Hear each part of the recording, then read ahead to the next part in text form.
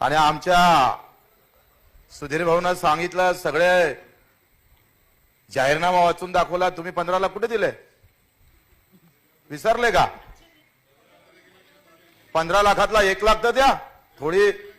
थोडी लाज लज्जा असन तर. लाज लज्जा काय वाईट शब्द आहे?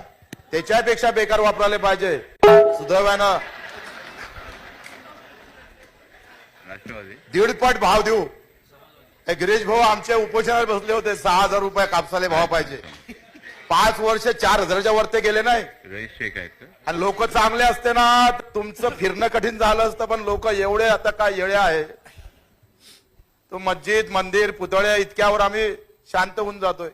बाप मेला परवा नाही, पण नेता जिवंत राहायला पाहिजे. अध्यक्ष महोदय, आम्ही लहानपणी जेव्हा फिरायचोय